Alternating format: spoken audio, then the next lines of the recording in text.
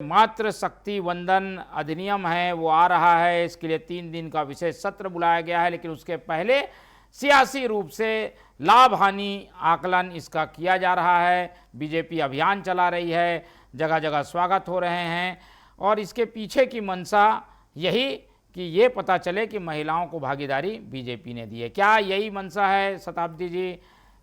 एक तरीके से पॉलिटिकल माइलेज लेने की कोशिश बीजेपी की ओर से दिख रही है, जगह जगह मुहिम चल रही है, क्या वजह है इसके पीछे? सबसे पहले तो मैं TV24 के इस प्लेटफॉर्म को आपको बहुत बहुत धन्यवाद दूंगी कि आपने इस विषय पर आज चर्चा रखी है।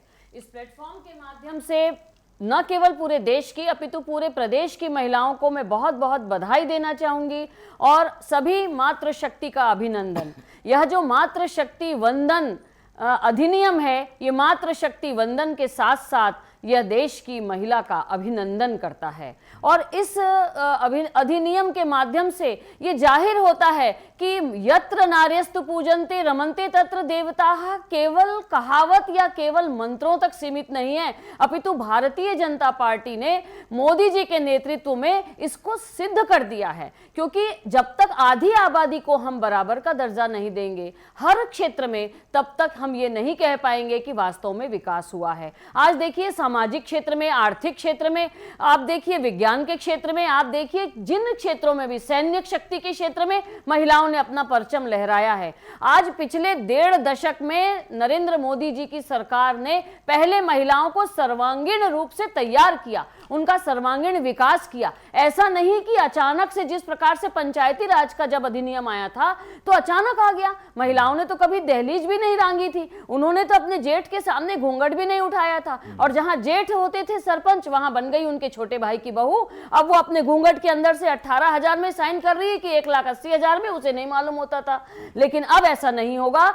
आज संसद और विधानसभा में वास्तव में जो कॉम्पिटेंट कैंडिडेट है उनको टिकट दी जाएगी और वो आज 33% के रूप में अपना नेतृत्व करेंगी। जब महिलाएं नेतृत्व करती हैं तो समाज की सोच बदलती है। महिलाएं आज देखिए छत्तीसगढ़ में महतारी गौरव वर्ष घोषित किया गया है। हमारे विष्णुदेव साई जी पहले से ही मातृशक्ति को लेकर काफी संवेदनशील है। भारतीय जनता पार्टी की सरकार छत्तीसगढ़ में महतारी वंदन योजना को बहुत अच्छी तरीके से इंप्लीमेंट कर रही है। चाहे उज्ज्वला योजना हो, चाहे प्रधानमंत्री आवास में मुखिया के रूप में महिला का नाम लिखा जाता हो, महिला को वह समर्पित किया जाता है मकान। इस प्रकार से देखिए पहले महिलाओं को सर्वांगीण रूप से सशक्त किया गया है। बहुत सही समय है इस समय यह अधिनियम लागू होने से। आने वाले समय में 2047 की हम बात करते हैं मोहन जी, तो 2047 के पहले हमको तैयारी तो करनी पड़ेगी। लेकिन बहुत शताब्दी जी, अभी जनगणना चल रही है, परिसीमन हुआ नहीं है,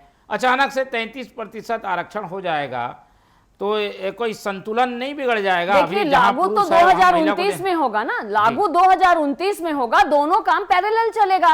अगर हम ऐसा इंतजार करते रहेंगे आज से 1 साल 2 साल बाद जनगणना हो, परिसीमन हो, उसके बाद हो, ऐसा नहीं है। ये पैरेलल चलेगा और पहले से घोषित है कि 2029 में ये लागू होगा। तो ये बहुत अच्छी बात है कि 2029 तक सरकार आज इतनी कॉम्पिटेंट है कि 2029 क्या, उसके बहुत पहले ही जनगणना और परिसीमन दोनों हो जाएगा। आपने देखा कितने मुद्दों में केंद्र सरकार ने त्वरित गति से, पारदर्शिता से काम करके दिखाया है। परिसीमन और जनगणना को लेकर किसी प्रकार की शंका को शंका करने की आवश्यकता नहीं है।